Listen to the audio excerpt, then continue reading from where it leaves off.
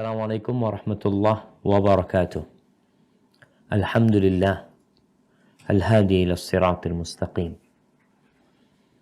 Segala puji bagi Allah Jalla Jalaluh yang memberikan petunjuk kepada jalan yang lurus. Allah yang Ar-Rahmanir Rahim, yang Maha Pengasih dan Maha Penyayang.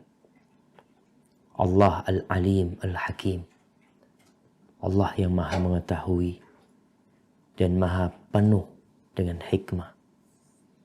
Allah yang mengutus Rasulnya rahmatan lil alamin, sebagai kasih sayang untuk alam semesta ini. Yang kita tahu semua aturan yang Allah turunkan, semua perintah yang Allah perintahkan, dan larangan yang Allah perintahkan kita untuk meninggalkannya, sejatinya semuanya adalah untuk kebaikan kita, untuk kebaikan umat manusia, untuk kebaikan alam semesta ini.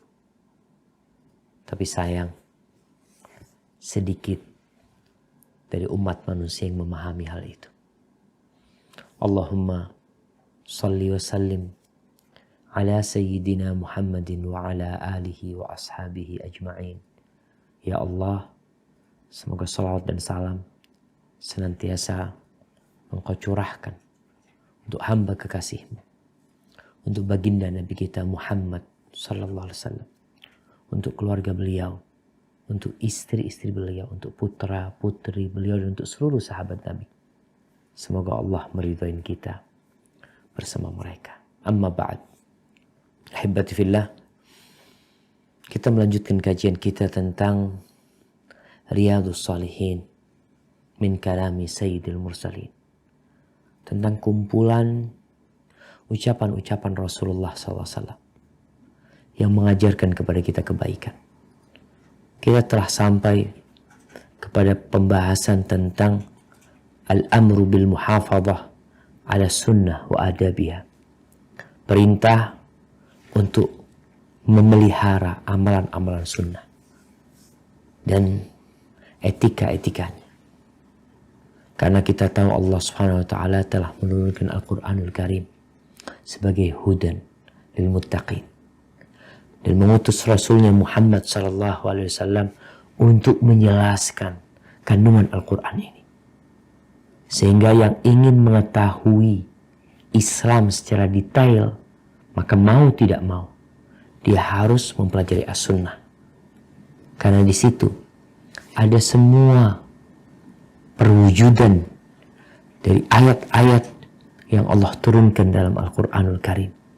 Ketika Aisyah radhiyallahu taala anha ditanya, gimana sih perilaku Rasulullah SAW? Apa jawab Aisyah? Kana khuluquhu Al-Quran. Akhlaknya adalah Al-Quranul Karim. Baik, kita masuk kepada hadis nomor 164. Subhanallah, gak terasa kita sudah membaca, mendengar, menyimak 164 hadis yang pada masa itu para sahabat Nabi mengajarkan dan para tabi'in menyimaknya. Kemudian datang ulama selanjutnya mengumpulkan hadis-hadis ini. Bayangkan, sebagian ulama berangkat dari Bukhara sampai ke Baghdad, sampai ke Madinah, hanya untuk mendengarkan 1, 2, 3 hadis. Kita hanya tinggal duduk di rumah kita, di kampung kita, di negeri kita.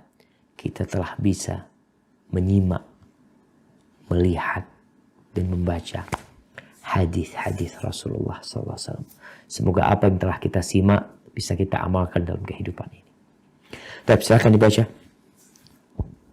Bismillah, hadis nomor 164. At-tasi'u anhu anna Rasulullah sallallahu alaihi wasallam amara bil aqil asabi'i was-sahfati wa qala innakum la tatruna fi ayyi hal barakah. Rawahul Muslim. Wa fi riwayatilah iza waqa'at luqmatu ahadikum falyahuzha falyumit ma kana biha min azab وليأكلها ولا يدعها للشيطان ولا يمسح يده بالمنديل حتى يلعق أصابعه فإنه لا يدري في أي طعامه البركة وفي رواية له إن الشيطان يحضر أحدكم إن كل شيء من شأنه حتى يحضره عند طعامه فإذا سقطت من أحدكم اللقمة فليمت ما كان بها من أذى فليأكلها ولا يدعها للشيطان.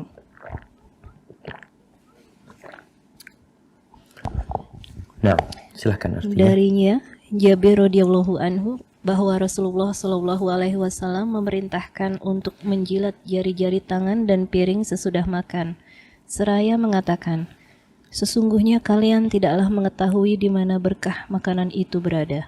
Hadis riwayat Muslim. Di dalam riwayat yang lainnya, yang juga dari Muslim disebutkan, jika ada makanan salah seorang di antara kalian jatuh, maka ambil dan bersihkanlah kotoran yang melekat padanya. Lalu makanlah makanan itu, dan janganlah biarkan ia dimakan syaitan.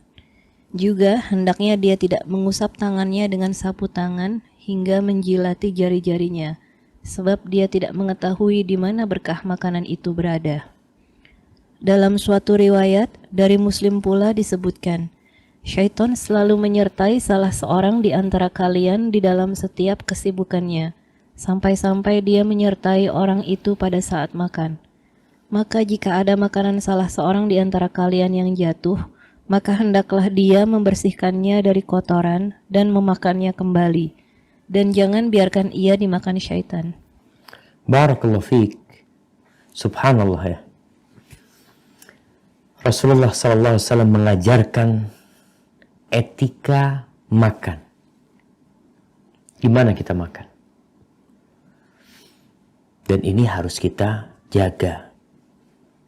Kenapa? Karena sejatinya dalam kehidupan ini kita mencari berkahnya yang Allah turunkan.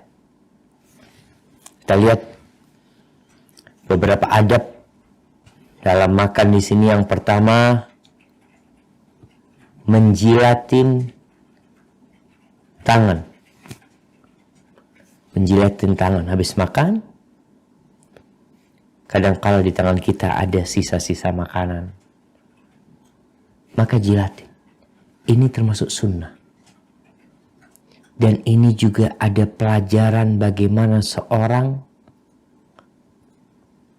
mengamalkan sunnah Nabi SAW, walaupun hal itu menyebabkan pandangan sebagian orang agak aneh kepada dia. Antum makan di warung, lalu antum jilatin, orang heran, ini gimana ini? Itu adab. Mereka merasa aneh karena mereka nggak tahu bahwa Sayyidul Anbiya wal Mursalin, penghulunya para nabi dan para utusan Allah, melakukan hal itu dan memerintahkan melakukan hal itu. Yang kedua adalah menjilatin piring. Subhanallah, kadang-kala jadi bersih itu piring jamaah. Berkaitan dengan menjilatin tangannya, Asy-Syaikh bin Utsaimin rahimahullahu ta'ala, beliau mengatakan, inna fi la'kil asabi' min ba'di ta'am faedah. Ada sebuah faedah yang didapat dari menjilatin tangan setelah makan. Yang pertama adalah melaksanakan perintah Nabi Muhammad SAW. Yang kedua adalah taysirul hadmi, memudahkan untuk pencernaan. Li'anna al-anamil fiha mada bi'idnillah, disebutkan bahwasanya di jari-jari ini ada sebuah enzim mungkin yang dikeluarkan ketika selesai makan kita menjilatin tangan-tangan kita. Ini kalau bicara hikmahnya. Karena kadang-kala orang kepingin tahu apa hikmahnya, ternyata kata Syekh bin Utsaimin, para ahli telah menyatakan hal itu. Menjilatin tangan itu membantu untuk memudahkan pencernaan. Kita ada hikmah atau tidak, kita melaksanakan perintah Nabi SAW. Baik. Ini adab makan. Yang ketiga, adab makan dalam hadis ini adalah kalau ada makanan yang jatuh, jangan dibuang. Apa penyebabnya? Ternyata setan itu ada bersama kita. Bahkan Nabi SAW mengatakan, yahduru ahadakum inda kulli syai. Setan itu hadir pada semua urusan kalian. Makan, minum, jima, sampai Syekh Utsaimin mengatakan, kemudian tidur, mau masuk kamar mandi, mau keluar kamar mandi, setan itu hadir. Maka di sini kita diperintahkan untuk baca bismillah. Ketika engkau makan, baca bismillah. Setan nggak bisa ikut makan. Tapi dia hadir. Dia tidak beranjak dari tempat itu. Dia menunggu engkau melakukan tindakan yang diridhoin oleh syaitan. Apa salah satunya? Ketika makananmu jatuh, setan tuh nunggu. Kau nggak ambil, langsung dimakan sama setan. Itu milikmu. Di sini kau akan kehilangan berkah. Karena yang mungkin di situ ada berkah yang dimakan sama setan. Tapi yang lihat kok nggak ada setan, Ustaz, yang makan, Ustaz. Nah, kita seorang mukmin beriman bahwa setan itu memang tidak bisa dilihat. Dan kita percaya dengan sabda Nabi SAW bahwa apa yang beliau sampaikan itu benar-benar terjadi. Dan ini juga ada adab kita tawadhu. Kadang-kala antum makan kemudian jatuh, mau ngambil itu nggak enak karena dilihat orang. Mana yang seharusnya kau lebih dahulukan? Pandangan manusia atau berkah hilang dimakan sama syaitan tuh makan. Maka ajarin anak-anak kita. Ketika ada makanan yang jatuh untuk diambil tapi tidak langsung dimakan. Karena Rasulullah SAW mengatakan falyumit ma kana biha min adha falyakulha wa la yad'ha lisyaitan. Hendaklah kotoran yang ada di sana dibuang. Ini juga adab etika dalam makan. Seorang muslim itu harus menjaga kesehatan tubuhnya. Jangan sembarangan makan.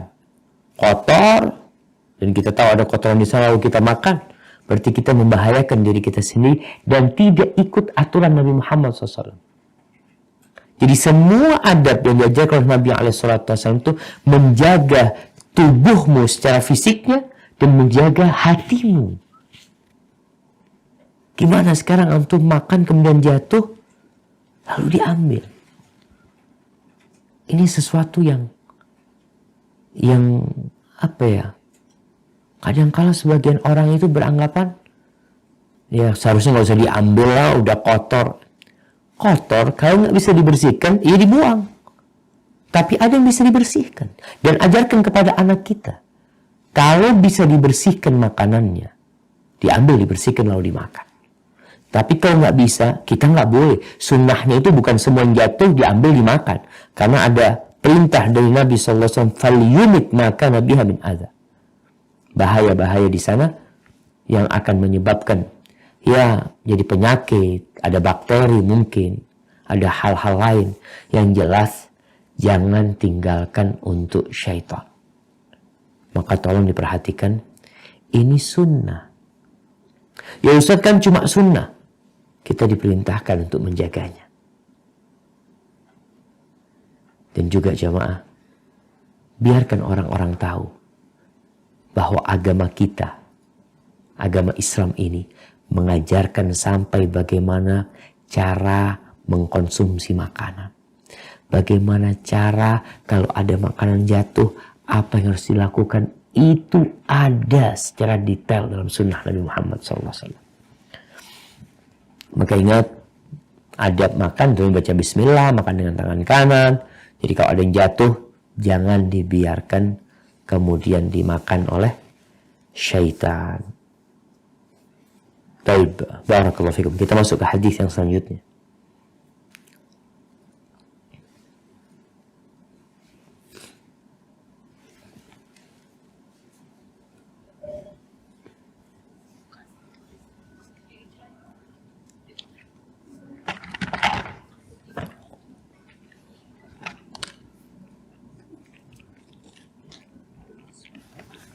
Hadis nomor 165. Al-Ashiru an Ibni Abbasin radhiyallahu anhuma qala qama fina Rasulullah sallallahu alaihi wasallam bimau'izatin faqala ya ayyuhan nasu innakum mahsyuruna ilallahi ta'ala khufatan aratan uratan uratan ghurla ghulla kama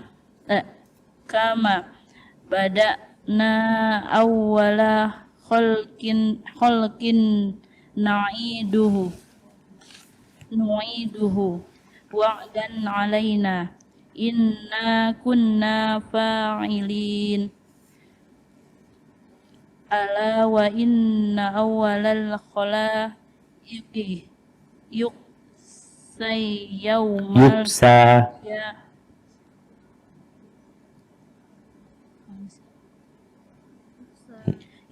nah yawmal qiyamah Ibrahim sallallahu alaihi wasallam ala wa innahu sayuja'u birijalin min ummati fayukhudhu bihim zatas shimal fa'aqulu ya rabbi ashabi fayuqalu innaka la tadri ma ahdathu ba'dak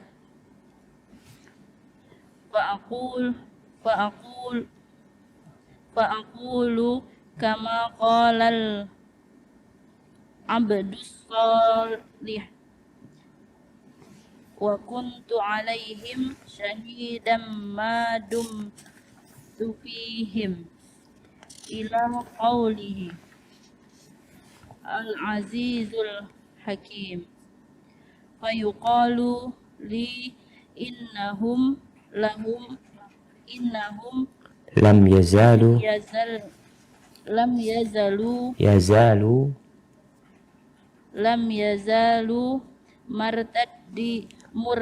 murtaddi na'ala aqabihim munzu faraqtahum.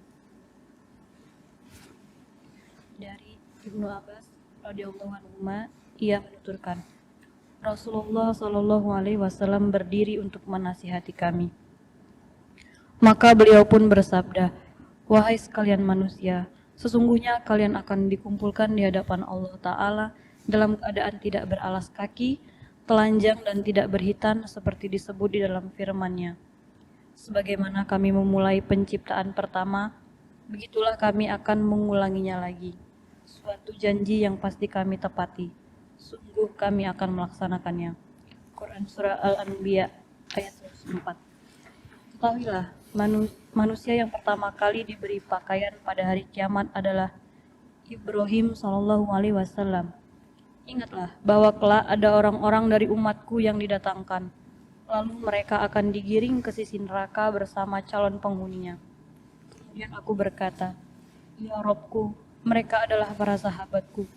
Lalu dikatakan, sesungguhnya kamu tidak mengetahui apa yang telah mereka perbuat sepeninggalmu. Maka aku berkata seperti perkataan hamba yang soleh, sebagaimana di dalam ayat Al-Quran. Dan aku menjadi saksi terhadap mereka selama aku berada di tengah-tengah mereka, sampai dengan firman-Nya Azza wa Jalla yang maha perkasa, maha bijaksana. Quran Surat Al-Ma'idah ayat 117 sampai 118. Kemudian dikatakan kepadaku, sesungguhnya mereka tetap saja murtad dari agama mereka sejak kamu meninggalkan mereka. Muttafaq alaih. Barakallahu fiik. Yang pertama kita lihat Rasulullah sallallahu alaihi wasallam beliau seringkali memberi nasihat kepada para sahabat. Ada ceramah-ceramah rutin yang dilakukan oleh Rasulullah SAW, seperti khutbah Jumat, khutbah Idul Fitr, Idul Adha, setelah sholat ya. Kemudian ada khutbah selesai sholat kusuf, khutbah istisqa yang dilakukan oleh Rasulullah SAW. Tapi ada ceramah-ceramah yang insidentil, dikarenakan ada perkara yang harus disampaikan kepada para sahabatnya. Rasulullah SAW mengumpulkan mereka. Kenapa? Karena sarana pada masa itu adalah lebih kepada ceramah daripada tulisan. Yang kalau kita lihat di zaman kita sekarang ini, alhamdulillah, di antara tanda-tanda kiamat itu intisyarul qalam ya. Menyebarnya pena, sehingga semua orang bisa menulis, semua orang bisa membaca, dan sarana untuk itu ada. Pada kesempatan yang disebutkan oleh Ibnu Abbas radhiyallahu taala anhu, Rasulullah SAW berceramah.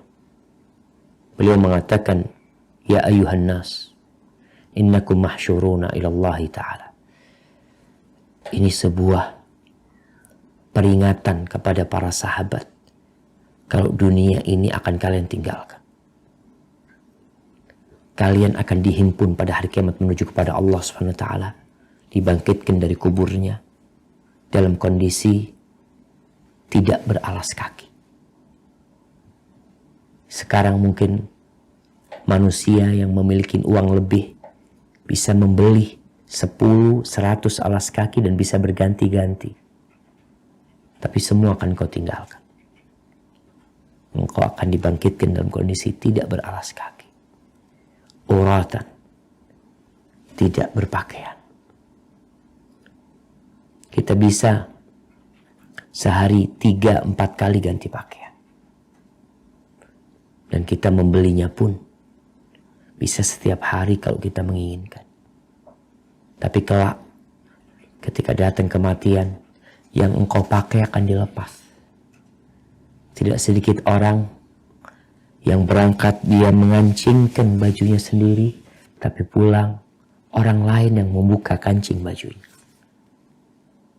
Dan nanti pun akan masuk ke dalam kuburan dalam kondisi telanjang dibungkus oleh kafan dan keluar dalam kondisi telanjang. Hurlan, belum disunat. Ini isyarat tentang disyariatkannya sunat.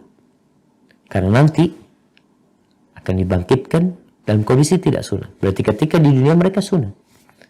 Berkaitan dengan sunat ini, apa hukum sunat? Bagi kaum lelaki, pendapat yang kuat adalah wajib. Adapun bagi kaum wanita, sunnah. Tidak sampai tingkatan wajib. Dan itu pendapat yang pertengahan yang disebutkan oleh Syekh bin Utsaimin rahimahullahu ta'ala. Allah menyebutkan kama bada'na awwala khalqin nu'iduhu wa'dan 'alaina inna kunna fa'il. Itu suatu hal yang pasti. Sebagaimana Allah memulai penciptaan, Allah akan kembalikan seperti itu. Kemudian yang pertama mendapatkan pakaian siapa? Nabi Ibrahim alaihissalam. Ketika bicara tentang kenapa Nabi Ibrahim alaihissalam, kok bukan Nabi kita Muhammad sallallahu alaihi wasallam? Ini tidak menunjukkan bahwasanya Nabi Ibrahim lebih mulia dari Nabi kita Muhammad SAW. Tapi memiliki keistimewaan tersendiri Nabi Ibrahim AS. Yaitu yang pertama mendapatkan pakaian. Kenapa? Sebagian ulama berpendapat. Karena Nabi Ibrahim AS, beliau pernah ditelanjangi oleh kaumnya. Ketika mau dibakar. Ya kita lihatlah bagaimana orang yang hendak dibakar, hendak disiksa. Dilucutin pakaiannya, maka Allah memberikan kemuliaan buat Nabi Ibrahim alaihissalam dengan dikasih pakaian terlebih dahulu. Kemudian Rasulullah SAW bercerita tentang telaga Rasul SAW. Nabi dalam hadis lain pernah mengatakan, ana faratukum fil haud. Aku menanti kalian di telaga. Jadi meeting point kita bersama Rasulullah SAW adalah telaga Rasulullah SAW di padang mahsyar sana. Jadi ketika keluar, ketika dalam kondisi Matahari mendekat, kita belum sampai ke tempat Rasulullah SAW. Tapi selesai itu, kita menuju kepada haud. Jadi setelah haud ini, baru nanti akan ada hisab, ada timbangan, pembagian kitab, lalu menuju ke sirat nantinya. Nabi SAW menjelaskan salah satu potongan cerita ketika beliau berada di haud alaihi salatu wassalam. Akan didatangkan orang-orang dari umatku yang dihalau dari telagaku, dibawa ke arah kiri sana. Lalu aku mengatakan, ya Rabbi ashabi. Mereka sahabat-sahabatku. Ada riwayat yang mengatakan usayhabi. Ada yang mengatakan ummati. Maka dikatakan kepada Nabi SAW, innaka la tadri ma ahdatsu ba'dak.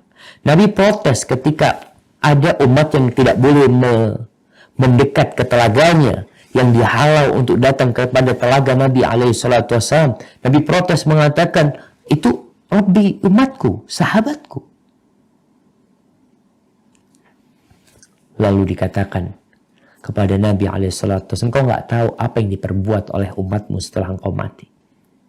Fa'akulu kama qala al-abdus salih. Lalu aku berkata seperti yang dikatakan hamba yang saleh, itu Nabi Isa alaihissalam ketika mengatakan, wa kuntu alaihim syahidan ma dumtu fihim falamma tawaffaytani kunta anta ar-raqiba alaihim wa anta ala kulli syai'in syahid. Dia mengatakan, ya Allah, Nabi Isa alaihissalam mengatakan hal itu. Ketika aku hidup di dunia, aku menjadi saksi atas mereka. Ketika engkau mematikan aku, maka engkau lah yang mengawasi mereka apa yang dilakukan oleh umatnya. Dan engkau maha mengawasi segala sesuatu. In tu'adzibhum fa innahum ibaduk wa in taghfir lahum fa innaka antal azizul hakim. Kalau engkau mengazab mereka, maka mereka adalah hamba-hambamu ya Allah. Tapi kalau engkau mengampuni mereka, sesungguhnya engkau maha perkasa dan maha bijak. Artinya setelah Nabi SAW meninggal dunia, Nabi nggak tahu apa yang terjadi dengan umatnya. Dan betul ada pemurtadan. Jadi ada orang-orang yang Nabi kenal mereka. Mereka datang berbaiat kepada Nabi SAW dari golongannya Musailam al-Kadzab, ya, yang dari Bani Hanifah, dari Riyadh sana, atau dari beberapa tempat yang lainnya. Yang mereka setelah meninggalnya Rasulullah SAW, mereka murtad. Maka di sini para ulama ketika berbincang, siapa saja sih yang tidak boleh mendekat dari telaga Nabi SAW? Yang pertama, orang-orang yang murtad tentunya. Yang kedua, orang-orang yang merubah ajaran agama Nabi Muhammad SAW. Yang ketiga, orang-orang yang berbuat bid'ah dalam agama ini, pelaku dosa-dosa besar yang mereka akhirnya dihalau dari mendekati telaga Rasulullah SAW.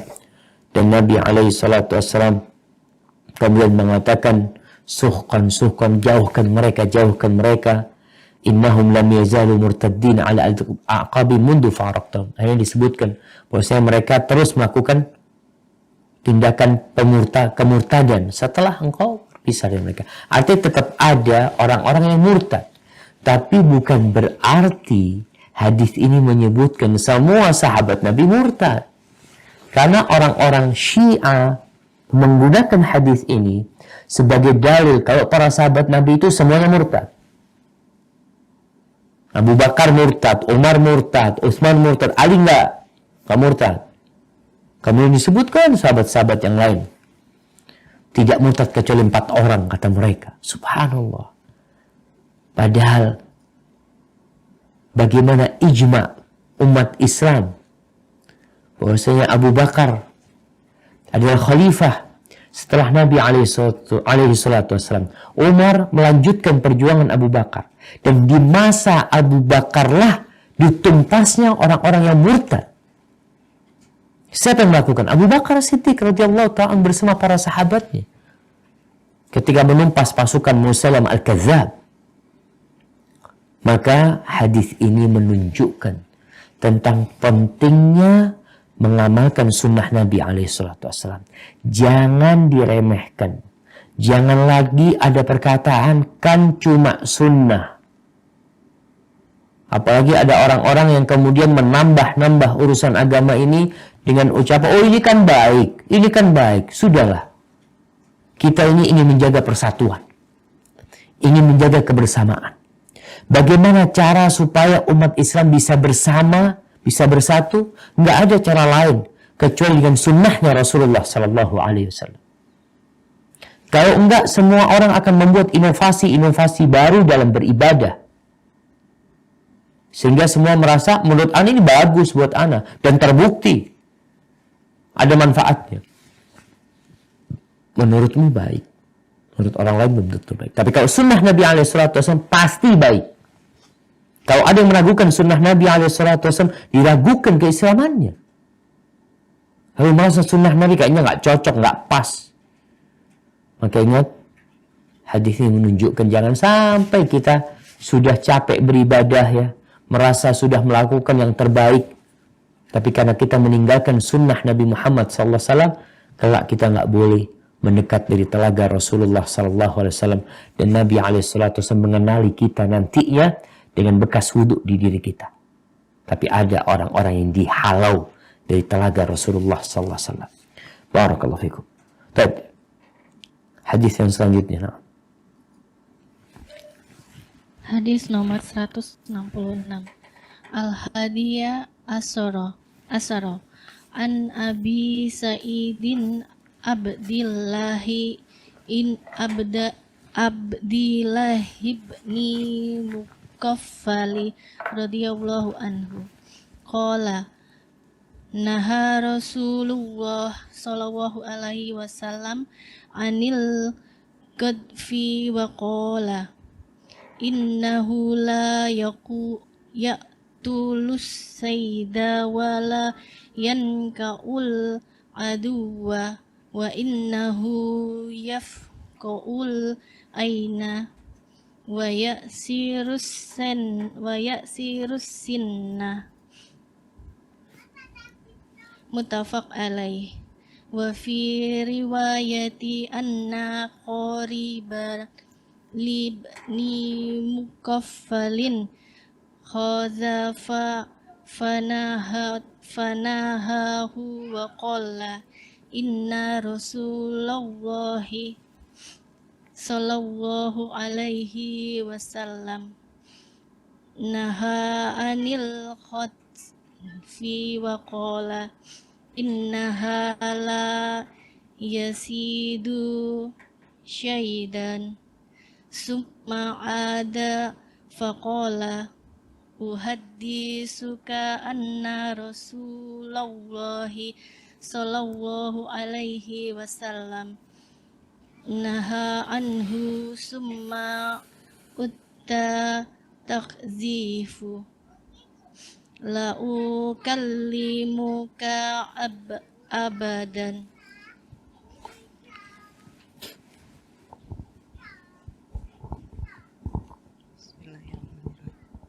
Dari Abu Sa'id Abdullah bin Mughafal radhiyallahu, ia bertutur, Rasulullah Shallallahu Alaihi Wasallam pernah melarang hazaf, semacam menyentil kerikil, seraya berkata, sesungguhnya hazaf tidak dapat membunuh binatang buruan dan tidak dapat melukai musuh. Akan tetapi ia hanya dapat mencukil mata dan mematahkan gigi. Muttafaq alaih. Dalam riwayat yang lain disebutkan bahwasanya ada salah seorang kerabat Ibnu Mughafal yang bermain hazaf. Lalu dia, Ibnu Mughafal, melarang orang itu seraya berkata, sesungguhnya Rasulullah Shallallahu Alaihi Wasallam melarang hazaf, seraya bersabda, sesungguhnya hazaf tidak dapat dipakai untuk berburu. Tidak lama kemudian, kerabatnya itu kembali bermain hazaf. Maka Ibnu Mughafal pun berkata, Aku telah memberitahumu bahwa Rasulullah Shallallahu Alaihi Wasallam melarang bermain hazaf, tetapi kamu masih juga melakukannya. Karena itulah aku tidak akan berbicara lagi denganmu untuk selama-lamanya. Barakallahu fikum, subhanallah ya. Kita lihat di sini Rasulullah SAW melarang orang menyentil kerikil. Kadangkala kerikil itu ditaruh di antara ibu jari dan jari telunjuk, kemudian disentil. Atau ditaruh di, seperti orang main kelereng ya. Orang kerikil di sini kemudian buat lempar-lemparan. Orang-orang main lihat ada pohon, dia pakai itu, disentilin pakai kerikil. Rasulullah SAW melarang. Subhanallah. Artinya ada permainan-permainan yang berbahaya, yang tidak berguna, yang seharusnya ditinggalkan. Apa kata Nabi SAW? Innahu la yaqtulus sayd. Itu main nyentil kerikil itu, atau seperti ini, itu tidak akan bisa membunuh buruan. Kalau ada kijang umpamanya, engkau latihan seakan-akan olahraga, nyentil kerikil, nggak akan membunuh binatang buruan. Walayan kaul adwa, dan juga tidak akan bisa memukul mundur musuh hanya dengan cara seperti itu.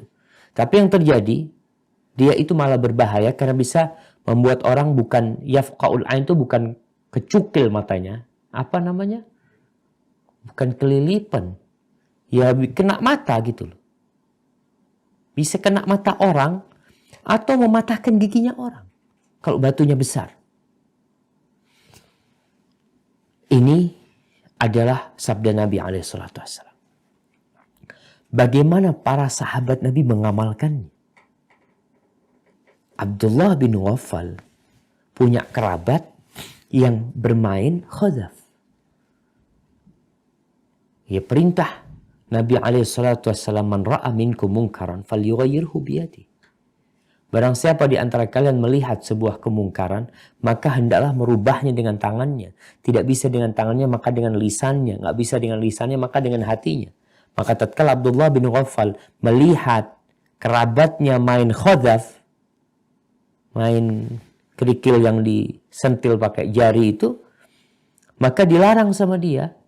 Dan disebutkan bahwa Rasul Sallallahu Alaihi Wasallam mengatakan innaha la tasidu saydan, nggak bisa digunakan untuk berburu, tinggalkan itu.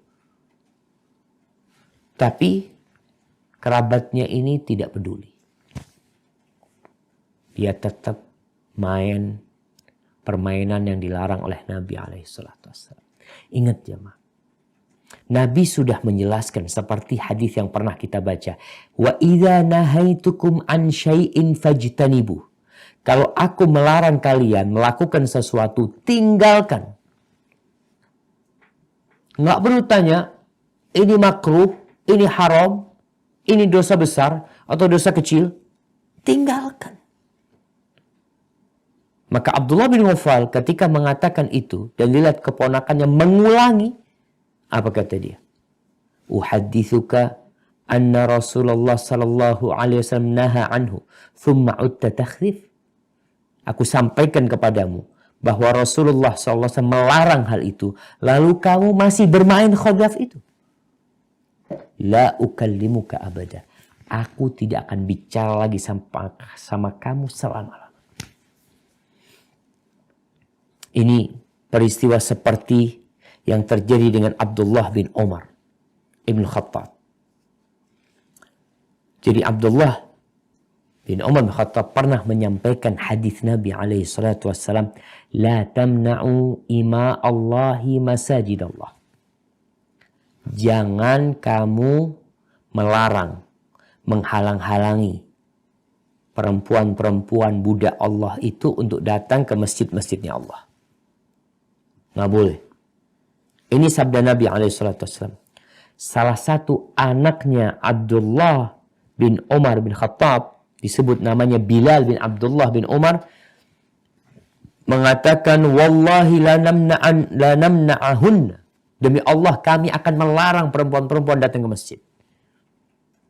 Lianna nas taghayyar ba'da ahdin Nabi SAW. Nas taghayyar, orang sudah berubah, nggak seperti di zaman Nabi SAW. Itu mungkin pandangan dia. Sehingga dia mengatakan, demi Allah aku akan melarang perempuan-perempuan datang ke rumah Allah SWT. Ke masjid nggak boleh. Subhanallah. Lalu Abdullah bin Umar datang kepada putranya. Dimaki itu putranya. Nggak ada makian seperti yang pernah didengar ketika itu.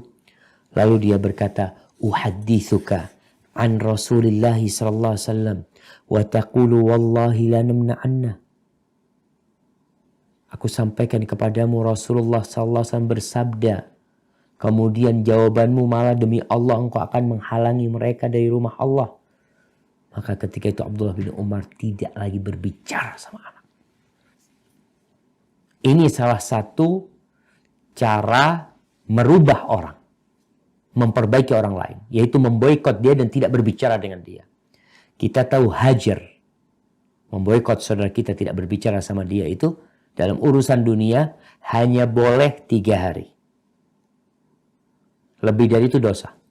Tapi dalam urusan agama, tatkala memang dia melakukan tindakan yang sangat keluar batas, maka boleh orang itu dihajar sampai kapan? Sampai tobat dia. Sampai tahu diri. Kalau dia nggak tobat gimana? Ya udah, dibiarin. Jadi hajar ini untuk mengobatin orang-orang yang sakit. Tapi kadangkala tidak dengan hajar ngobatin orang sakit. Karena nanti kalau diboikot Ustaz, kadangkala dia tambah jadi. Tapi kalau dia dialusin, ya kita berusaha untuk dekat sama dia, berbuat baik sama dia, ya sudah, berarti ikut kondisinya. Karena ada orang-orang yang oleh Nabi SAW diboikot, dan ada orang-orang yang dihalusi oleh Nabi SAW dengan harapan mereka tobat. Tapi intinya, sunnah Nabi SAW jangan diremehkan. Apabila engkau mendengar hadis Nabi SAW, perintah Nabi, jangan pernah engkau meremehkan. Kalau engkau belum bisa mengamalkannya, katakan ghufranaka rabbana wa ilaikal masir. Engkau katakan sami'na wa ata'na. Minta ampun sama Allah Subhanahu wa taala. Jangan ditentang. Nanti kita akan masuk kepada pembahasan ini tentang bagaimana sikap seorang muslim ketika mendapatkan perintah Allah Subhanahu wa taala. Dan ketahuilah bahwa mengamalkan sunnah itu sejatinya untuk kebaikan kita bersama. Hamba-hamba Allah diperbolehkan ke masjid. Jangan dilarang hamba-hamba perempuan Allah ini mau ke masjid, tapi dikasih tahu adab dan etika. Kalau ternyata perempuan-perempuan ke masjid Ustaz, tapi mereka bersolek ya, menjadi fitnah buat yang lain, yaitu bukan dilarang ke masjid, tapi dikasih pencerahan. Kalau mau ke masjid, hormati masjid, hargai masjid. Ada wanita-wanita yang datang ke masjid di masa Nabi SAW, mereka pakai parfum yang semerbak, sama Nabi SAW disuruh pulang mandi, kemudian baru datang lagi ke masjid. Tidak dilarang ke masjid, tapi diarahkan untuk memperbaiki diri, kemudian balik lagi ke masjid. Dan intinya juga, ada satu pelajaran, kita tuh ketika berolahraga, bermainlah sesuatu yang bermanfaat. Memanah bermanfaat. Latihan tembak umpamanya bermanfaat. Tapi kalau hanya lempar kerikil ya, ke pohon, titis-titisan, maka sejatinya itu tidak berguna, malah bahayanya lebih besar. Hadza wallahu a'lam bishawab. Kita masuk ke hadis yang selanjutnya. Nah.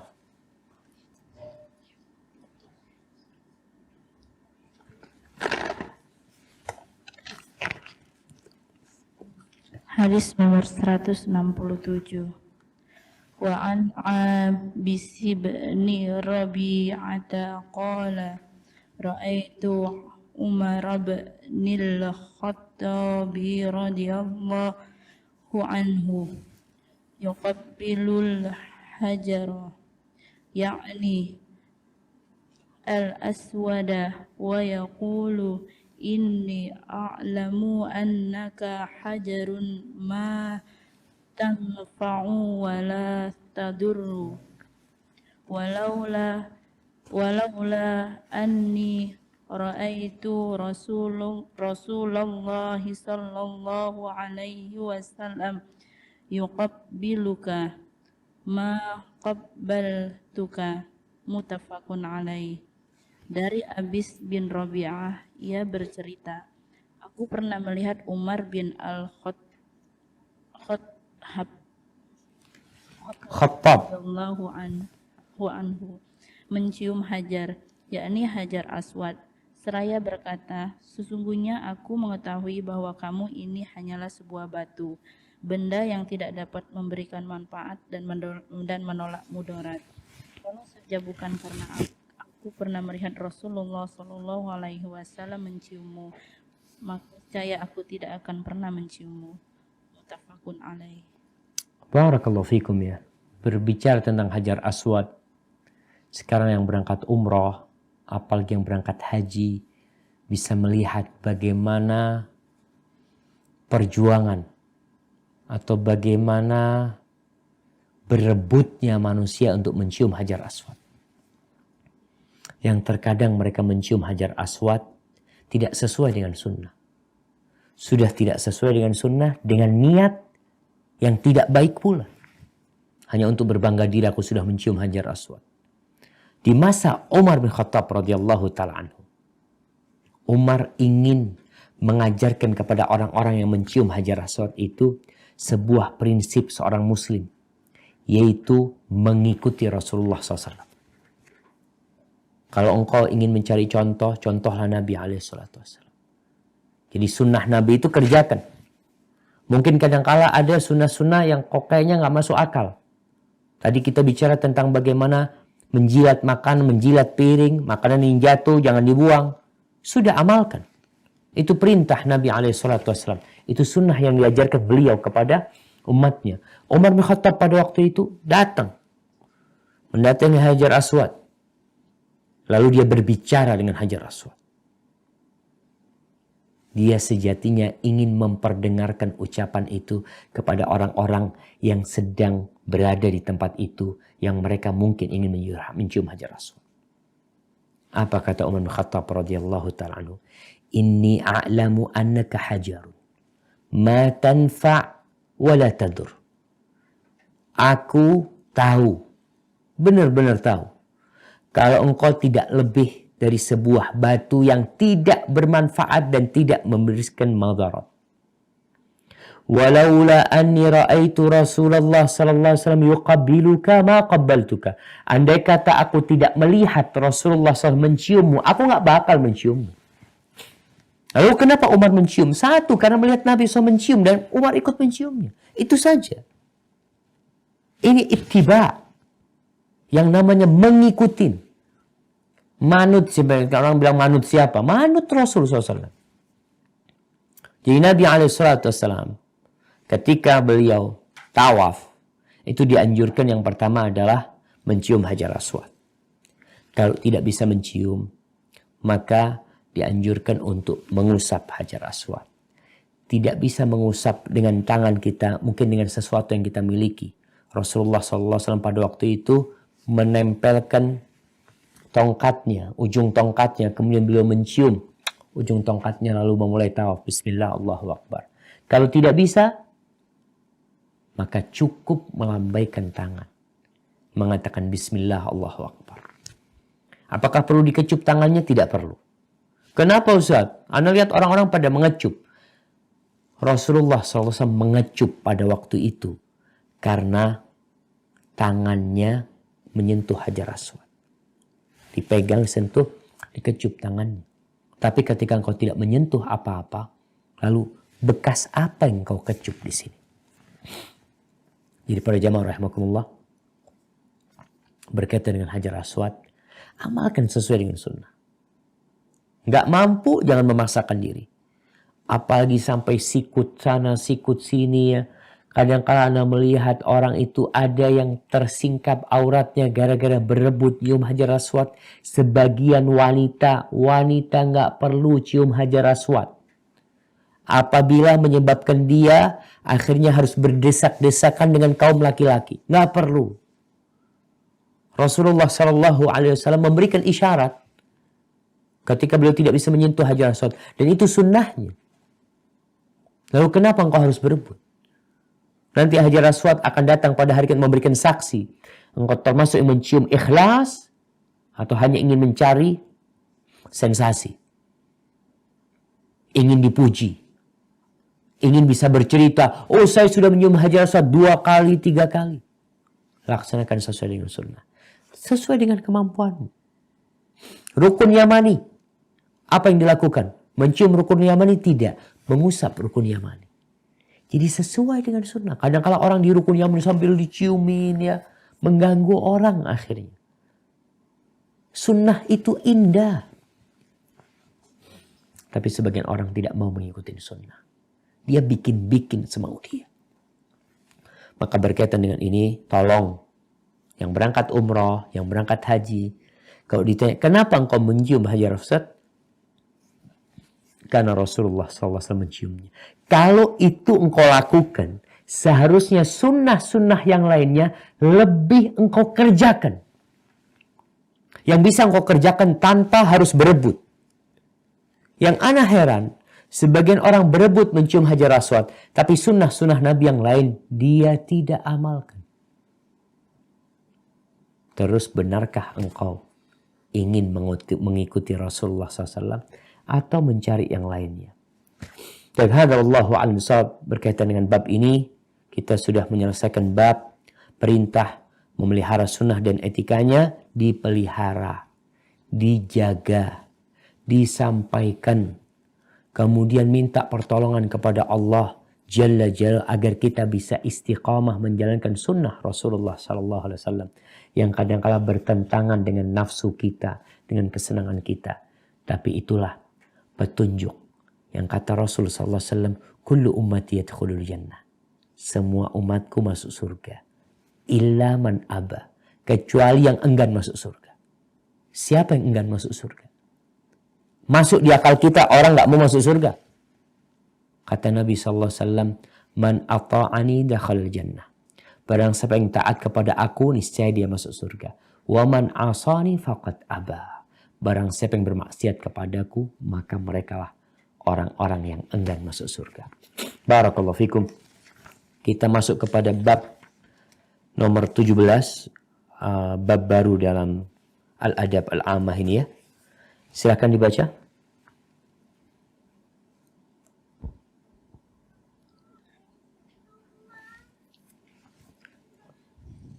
Surat An-Nisa ayat 65 ya Ustaz. Nah. Babnya dibaca dulu.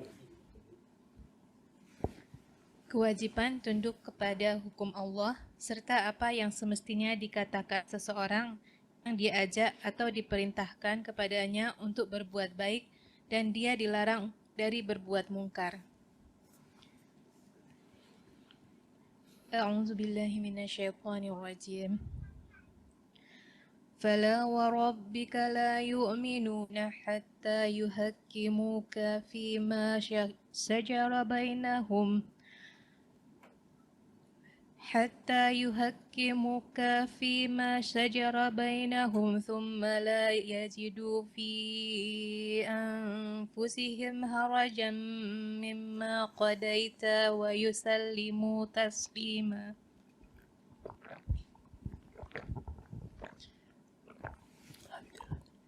Maka demi Rabb-Mu, mereka tidak beriman sebelum mereka menjadikan engkau Muhammad sebagai hakim dalam perkara yang mereka perselisihkan. Sehingga kemudian tidak ada rasa keberatan dalam hati mereka terhadap putusan yang kau berikan. Dan mereka menerima dengan sepenuhnya. Nah, menerima dengan sepenuhnya. Itu tugas kita. Jadi ini masih bersambung dengan bab sebelumnya. Bagaimana Allah perintahkan kepada kita untuk menerima apa saja yang disampaikan oleh Nabi alaihi salatu wassalam dalam urusan agama ini sepenuhnya. Nggak banyak bertanya, nggak banyak komentar, nggak banyak alasan, terima, laksanakan. Nggak mampu, minta ampun. Karena ada sebagian orang ketika dapat perintah, dia itu berusaha untuk mengemukakan alasan-alasan. Kalau mungkin ada khilaf di antara para ulama, dia akan cari yang membolehkan untuk meninggalkan sunnah tersebut. Seharusnya engkau kerjakan. Itu baru engkau seorang mukmin. Loyalitasmu sebagai hamba Allah, sebagai pengikut Rasulullah SAW akan terbuktikan ketika engkau menerima putusan Allah, putusan Rasulullah SAW tanpa ada istilah naik banding. Nggak ada. Sudah terima. Baik. Ayat yang selanjutnya di surat Nur.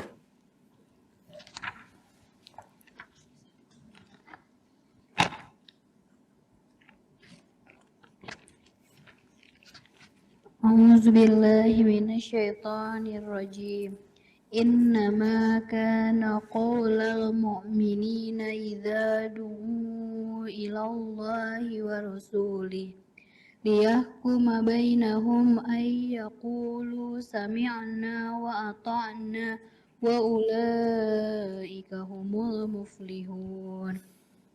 Hanya ucapan orang-orang mukmin yang apabila mereka diajak kepada Allah dan Rasul-Nya agar Rasul memutuskan perkara di antara mereka, mereka berkata, kami mendengar dan kami taat, dan mereka itulah orang-orang yang beruntung. Nah, ini orang yang beriman. Jadi memang yang berbicara itu iman. Di ayat yang sebelumnya Allah mengatakan, fala wa rabbika la yu'minun. Mereka tidak beriman sampai menerima putusan Nabi SAW. Menjadikan Nabi SAW sebagai tempat untuk berhukum. Di surat An-Nur ini dikatakan ucapan orang-orang yang beriman itu kalau dipanggil kepada Allah dan Rasulnya untuk memutuskan perkara di antara mereka, apa yang mereka katakan? Sami'na wa ata'na. Dan kita melihat di negeri kita, ada sebagian keluarga yang bertikai dalam urusan warisan kadangkala. Ketika mereka dikatakan kita bawa ke pengadilan agama, urusan warisan, enggak, kita bawa ke pengadilan negeri. Karena pihak wanita berharap kalau pengadilan negeri dia akan sama mendapatkan bagian seperti yang lelaki. Pengadilan agama jelas dia enggak mau. Maka hati-hati engkau. Beriman atau tidak. Yang berbicara iman. Ketika seorang beriman, dia akan menerima. Urusan jumlah yang didapat umpamanya oleh dia lebih sedikit. Ketika dia berhukum dengan hukum Allah. Kemudian bagian warisannya yang seharusnya kalau lewat pengadilan negeri dia dapat 1 miliar. Tapi karena lewat pengadilan agama dia dapat 500 juta, subhanallah.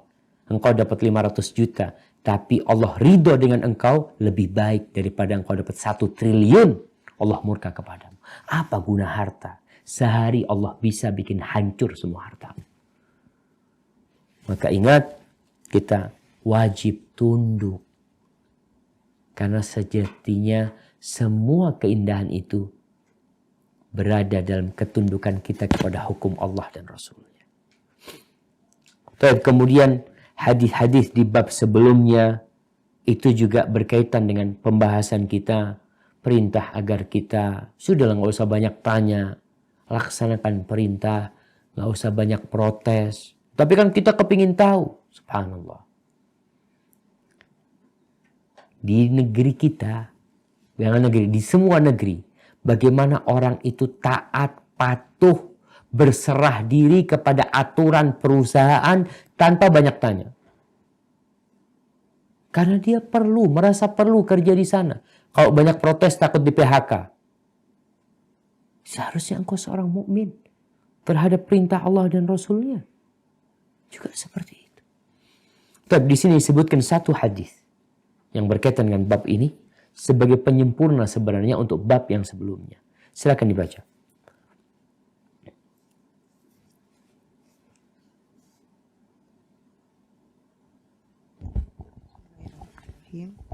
Anak Abi Hurairah radhiyallahu anhu qala lamma najalta ala Rasulillah Lamma nazalat ala Rasulillah sallallahu alaihi wasallam lillahi ma fis samawati wa ma fil ard wa in tubdu ma fi anfusikum aw tukhfuhu yuhasibkum bihillah al-ayatas tadad zalika ala ashabi Rasulillah sallallahu alaihi wasallam Fa'atau Rasulullah sallallahu alaihi wasallam. Summa baroku ala rukabi aqalu ay Rasulullah kullifna minal a'mali man nutiqu salata wal jihada wa siyama wa sadaqah wa qad unzilta alaika hazihil ayatu wala nutiquha. Qala Rasulullah sallallahu alaihi wasallam, aturiduna an taqulu kama qala ahlul kitabaini min qablikum sami'na wa asoina bal qulu sami'na wa atoina Wa ata'na. sami'na wa ta'na ghufranaka rabbana wa ilaikal masir. قالوا سمعنا وأطعنا غفرانك ربنا وإليك المصير فلما قرأها القوم وزلت بها ألسنتهم أنزل الله تعالى في إثرها آمن الرسول بما أنزل إليه من ربه والمؤمنون كل آمن بالله والملائكته وكتبه ورسله لا نفرق بين أحد من رسله وقالوا سمعنا وأطعنا غفرانك ربنا وإليك المصير فلما فعلوا ذلك نسخها الله تعالى فأنزل الله عز وجل لا يكلف الله نفسا إلا وسعها لها ما كسبت وعليها ما اكتسبت ربنا لا تؤاخذنا إن نسينا أو أخطأنا قال نعم ربنا ولا تحمل علينا إصرا كما حملته على الذين من قبلنا قال نعم ربنا ولا تحملنا ما لا طاقة لنا به قال نعم واعف عنا واغفر لنا وارحمنا أنت مولانا فانصرنا على القوم الكافرين قال نعم رواه مسلم.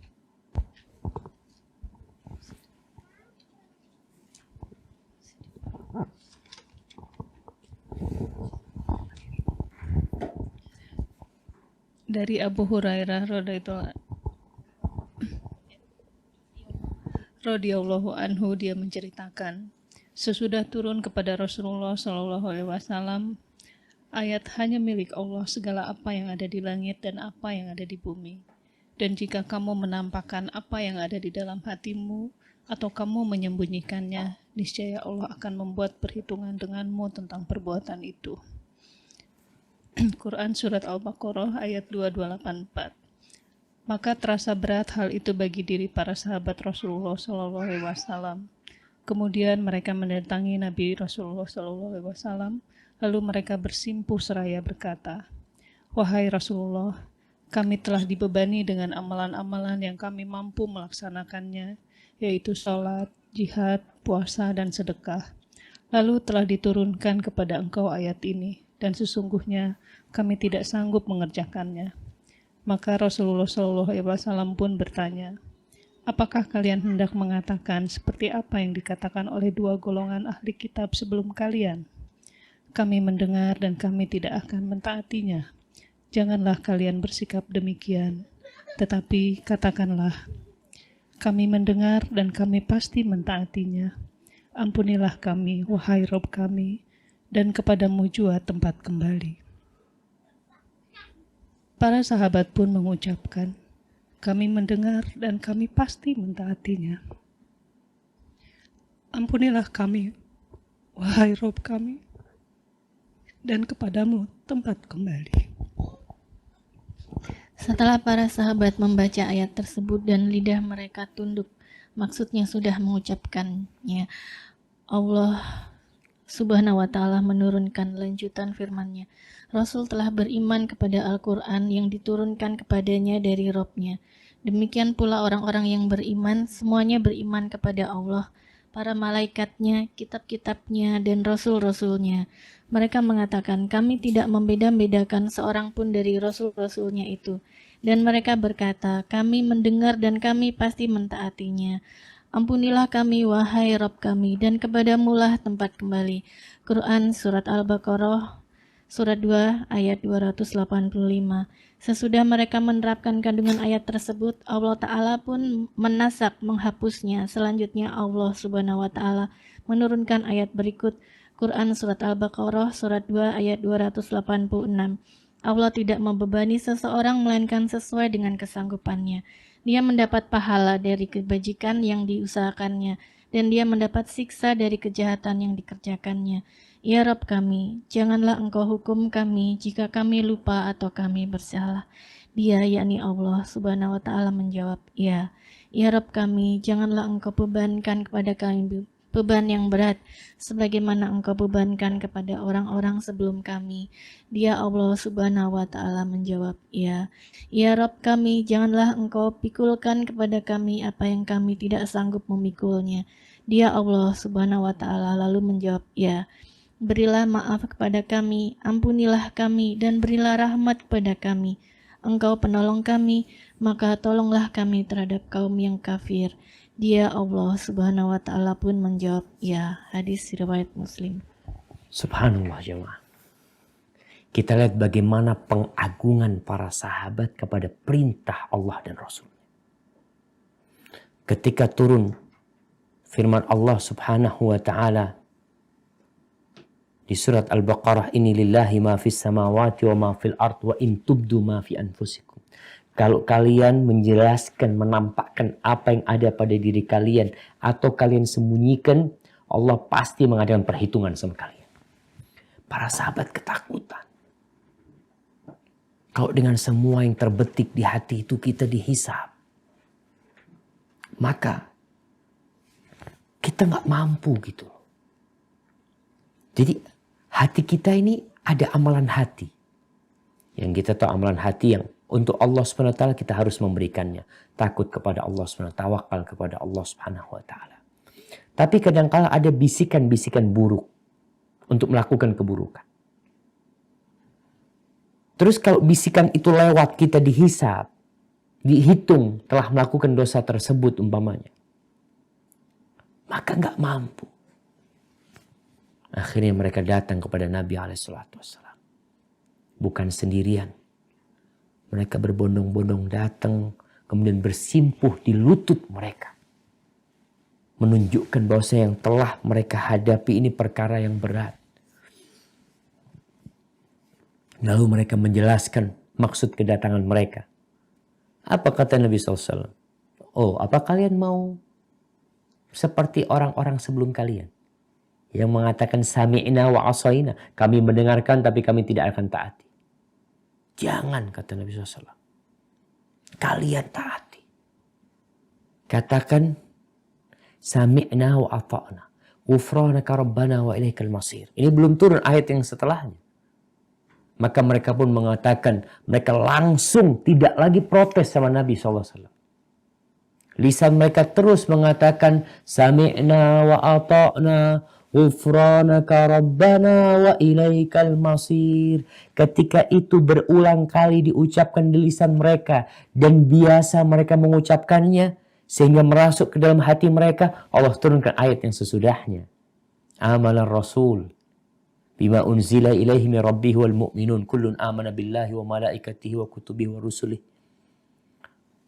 Mereka beriman kepada Rasul, beriman dan orang-orang beriman dengan semua yang diturunkan kepada Nabi SAW, beriman kepada malaikat-malaikatnya, kepada kitabnya, kepada utusan-utusan, tanpa membeda-bedakan. Dan mereka mengatakan sami'na wa ata'na ghufranaka rabbana wa ilaikal masir. Subhanallah. Ini sebuah pujian buat para sahabat Nabi. Pernah mereka merasa berat dengan sebuah perintah, tapi kemudian dijelaskan sama Nabi SAW bagaimana menyikapinya. Kemudian Allah turunkan pujian buat mereka. Dan disebutkan bahwasanya ayat itu kemudian dinasakh, dihapuskan atau dikhususkan ya. Di mana Allah menurunkan firman-Nya, la yukallifullahu nafsan illa wus'aha. Allah itu tidak membebani hambanya lebih dari kemampuan dia. Enggak. Sampai ayat yang terakhir. Jadi bagaimana dengan bisikan-bisikan dalam hati kita? Syekh bin Utsaimin mengatakan, selama was-was itu, bisikan-bisikan itu, kita tidak meyakininya, kita tidak menginginkannya, dan hati kita juga tidak merasa aman dengannya, maka bisikan itu tidak membahayakan kita.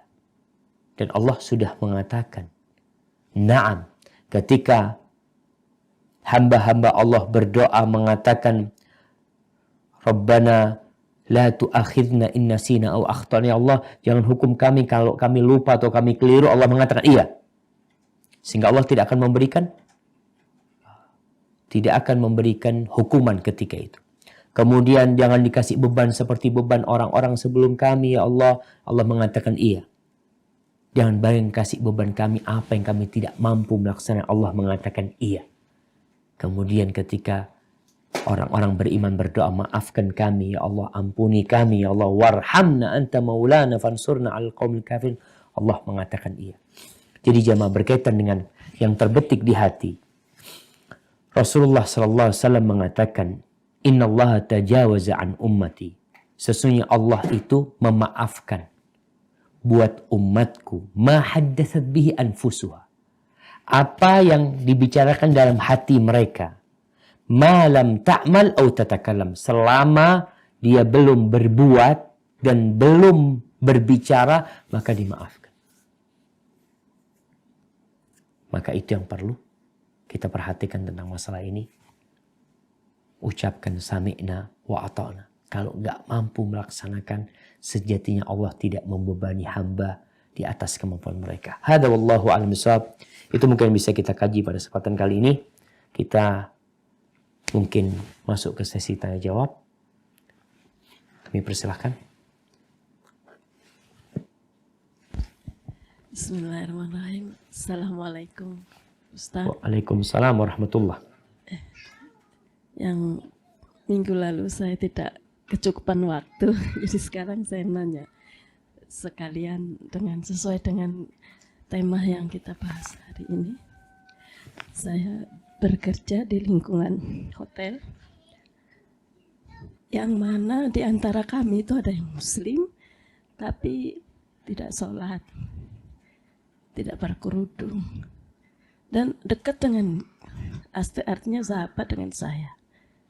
Berkali-kali saya mengajaknya dengan sehalus-halusnya tanpa menyinggung, tetapi bertahun-tahun nggak ada perubahan ya. Terus apakah saya harus apakah saya berdosa dengan tangan saya, dengan ucapan saya tidak kuasa? Satu. Keduanya, ada juga yang pas bulan Ramadan itu memakai baju di atas lutut. Ya mungkin dia bukan muslim. Dan saya tegur secara langsung, karena kami tinggal di negara muslim, agar selama Ramadan minimal dia menggunakan celana panjang atau di bawah lutut. Tetapi apa yang akhirnya saya dapatkan adalah dia membencinya saya sampai sekarang. Jadi apa yang saya lakukan, Ustaz? Terima kasih. Assalamualaikum warahmatullahi wabarakatuh. Waalaikumsalam warahmatullahi wabarakatuh. Nah, subhanallah. Apa yang dilakukan ibu sudah benar, memberikan nasihat kepada teman kita. Tapi kadangkala kita perlu perhatikan. Ada orang-orang yang masalahnya itu di iman, sehingga dia tidak mau menerima nasihat tersebut. Maka tugas kita adalah bagaimana menumbuhkan keimanan di diri mereka. Tumbuhkan keimanan di diri mereka. Ceritakan tentang kebesaran Allah. Ceritakan tentang kebaikan Allah kepada kita. Dan sampaikan kalau hidup ini sebenarnya hanya tempat sementara kita, kemudian kita akan meninggalkannya. Jadi tidak bicara hukum. Tadi umumnya hukum pakai jilbab, pakai kerudung. Tapi kita bicara tentang kebesaran Allah Subhanahu wa taala. Dan tugas kita adalah menyampaikan. Kalau tadi ibu mengatakan mungkin saya berusaha untuk tidak menyinggung dia. Nasihat itu sebenarnya menyinggung. Rasulullah SAW itu orang yang paling halus ketika berbicara. Yang paling santun ketika bertutur kata. Tapi orang-orang Mekah tersinggung dengan dakwah Nabi SAW. Kemudian Nabi SAW diboikot, bahkan disakiti, kemudian diusir dari kota Mekah. Jadi itu yang harus kita persiapkan diri. Artinya seorang yang mengamalkan agama Allah ini, kemudian dia mengajak, maka perlu kesabaran dari dia. Jangan putus asa untuk berdakwah. Jangan putus asa. Jangan berkecil hati. Mungkin caranya yang perlu dirubah. Mungkin kita punya buku tentang keimanan, tentang apa ya. Sambil kita mendoakan dia semoga mendapatkan hidayah. Kalau yang kedua tadi berbicara tentang ya etika kepada teman kita yang non muslim agar dia menghargai orang-orang Islam. Artinya yang ibu sampaikan sebenarnya sebuah nasihat yang baik. Kalau dia benci kepada ibu, ketahuilah orang yang baik akan dibenci oleh orang yang buruk. Kalau ibu adalah orang terbaik, maka ingat musuh ibu adalah orang yang paling buruk. Tapi bukan berarti kita berhenti memberikan nasihat. Lalu kita, aduh kalau kayak gitu anak gak perlu ngasih nasihat karena orang nanti gak suka sama kita. Nabi SAW dibenci, diperangi, bahkan mau dibunuh sama orang-orang Mekah. Tapi kemudian berarti kemudian kita mundur. Ini ujian buat kita ketika kita menyampaikan agama Allah Subhanahu wa taala. Tapi yang perlu kita lakukan tadi, mungkin ada cara lain memberikan nasihat yang perlu kita tempuh. Mungkin juga dengan mendoakan dia semoga mendapatkan hidayah. Tugas kita berusaha, sisanya serahkan kepada Allah Subhanahu wa taala. Barakallahu fikum. Assalamualaikum warahmatullahi wabarakatuh. Waalaikumsalam warahmatullahi wabarakatuh. Ustadz, saya ingin bertanya. Saya kan bekerja di rumah sakit dan kebetulan saya di bagian humas promosi kesehatan yang menuntut saya untuk keliling-keliling gitu ya.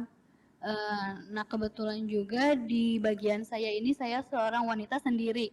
Jadi dalam satu ruangan saya satu wanita, 3 laki-laki. Dan kadang-kadang kalau keliling juga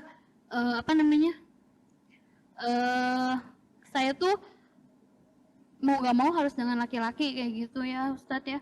Dan kadang-kadang juga kalau saya nyari teman juga yang lain punya jobnya sendiri. Nah itu sebenarnya berat saya kalau keliling-keliling kayak gitu. Gimana ya Ustadz ya solusinya? Dan kalau untuk ruangan saya kan udah pernah konsultasi juga dengan yang lain, katanya untuk saat ini nggak bisa dipisah dengan yang bagian lain karena untuk koordinasi. Udah gitu untuk keliling-keliling itu juga memang saya dituntut juga untuk mencari pasien sebanyak-banyaknya. Allahu Akbar. Tapi kan saya juga keliling itu kan saya biasanya dengan driver, kadang saya cuma berangkat berdua.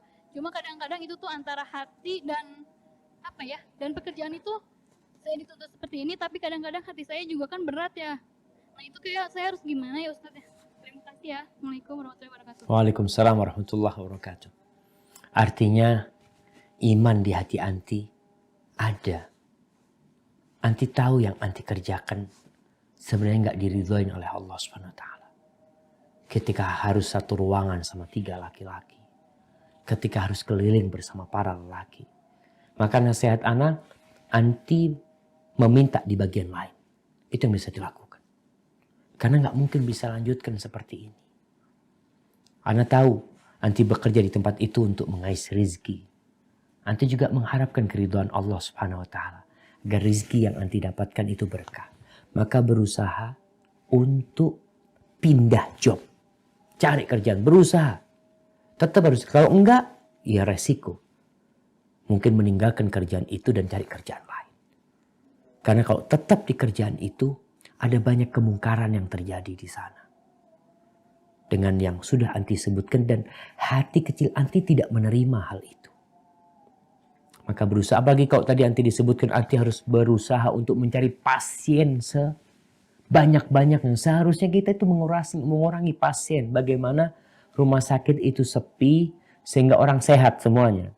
Artinya ini tujuan kesehatan ya. Tim medis itu bagaimana membuat rumah sakit sepi sehingga orang bisa hidup sehat di tempat tinggal mereka dan tidak datang ke rumah sakit. Tapi kan karena udah jadi bisnis rumah sakit ini sehingga mereka berusaha bagaimana mencari pasien sebanyak-banyaknya.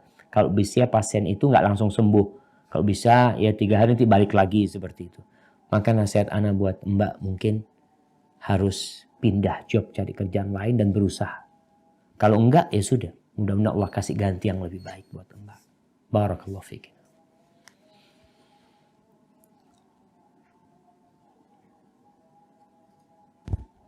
Assalamualaikum Ustadz. Waalaikumsalam warahmatullahi wabarakatuh.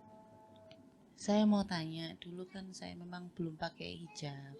Jadi banyak baju-baju saya yang mungkin tidak menutup aurat, atau lengannya pendek, tidak berlengan, atau rok yang di bawah dengkul atau di atas dengkul. Itu kadang saya bingung, mau saya sedekahkan juga nanti yang pakai juga saya kecipratan dosanya kan? Atau saya kasih baju yang saya akalin juga saya bingung. Mau pakai rok yang dressnya di bawah dengkul tapi bentuk badannya juga press body. Jadi saya bingung, enaknya bagaimana baju-baju saya? Banyak soalnya Ustadz. Nah. Karena kan saya juga pernah baca baju-baju itu nanti juga akan dihisab kan di akhirat. Iya. Nah. Nuhun Ustadz. Assalamualaikum. Barakallahu fiik. Nah, subhanallah jemaah. Iya. Alhamdulillah Allah memberikan hidayah kepada kita ya, sehingga kita jadi tahu mana yang boleh dan mana yang tidak boleh, dan itu lebih berharga daripada dunia dan isinya. Karena dunia dan isinya akan hancur, akan hilang dari kita, dan kita akan berjumpa dengan Allah dengan amal perbuatan kita. Apa yang harus kita lakukan dengan pakaian-pakaian kita? Sejatinya pakaian-pakaian itu boleh dipakai di dalam rumah.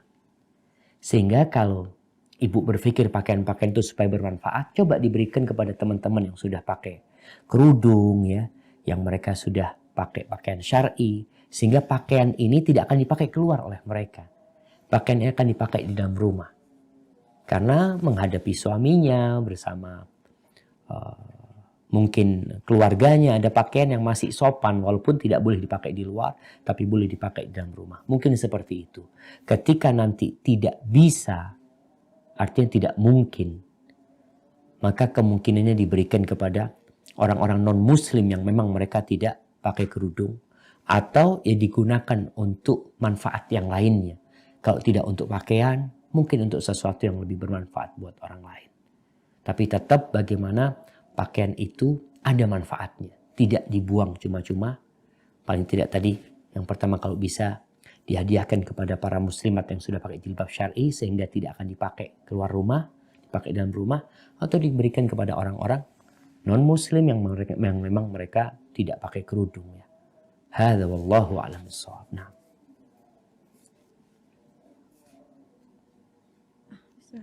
Assalamualaikum warahmatullahi wabarakatuh. Waalaikumsalam warahmatullahi wabarakatuh. Ustadz, ini saya mau bertanya, jadi ada cerita seorang teman atau tetangga, jadi dia menikah dan suaminya ini mungkin bisa dikatakan agak sakit kejiwaannya atau gimana, mungkin karena faktor dulunya dia entah menggunakan obat-obatan atau seperti apa yang merusak otaknya gitu. Jadi di saat misalnya suaminya ini sedang kayak misalnya kambuh gitu, dia suka menyiksa istrinya, kemudian dan itu disaksikan oleh anak-anaknya gitu yang masih kecil, yang masih balita. Kemudian jadi istrinya ini nih bingung gitu, apakah dia harus tetap bersabar gitu dengan suaminya ini, atau sebaiknya dia pisah, tapi karena dia memikirkan jika dia pisah mungkin anak-anaknya tadi bisa mendapatkan pendidikan yang lebih baik atau bagaimana gitu, karena lingkungan di rumahnya sendiri, lingkungan sekitarnya pun tidak mendukung untuk pendidikan agama begitu Ustaz. Jazakallahu khair. Barakallahu fiik. Subhanallah jemaah. Iya. Hidup ini pilihan.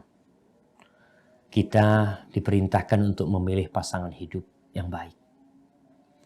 Kadang-kala kita sudah memilih, kita anggap baik. Dalam perjalanannya ternyata kita melihat pasangan hidup kita tidak baik. Maka ada pilihan bercerai, berpisah dengan mereka. Kalau memang tadi manfaatnya lebih besar berpisah daripada tetap melanjutkan pernikahan dengan mudarat yang disebutkan tadi. Maka nasihat ana, cobalah melihat, menimbang antara maslahat dan mudaratnya.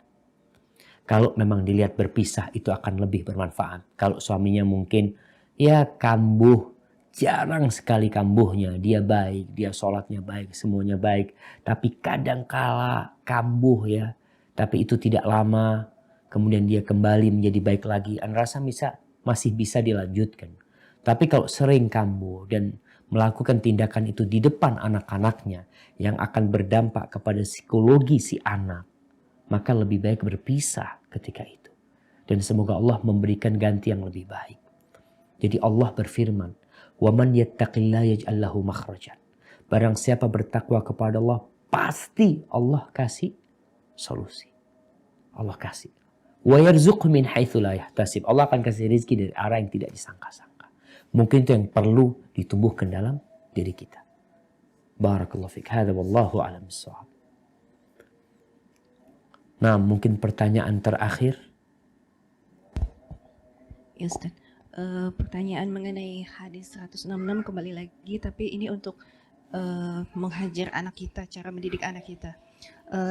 Dalam hal ini saya pernah mendengar bahwa kewajiban kita sebagai orang tua hanya cukup satu kali untuk memberitahukan anak. Selanjutnya itu jatuhnya bukan sebagai kewajiban kita lagi. Artinya ketika di hadapan Allah anak ini sudah bisa bicara kalau kita sebagai orang tua pernah memberitahukan syariat, ajaran misalnya menutup aurat.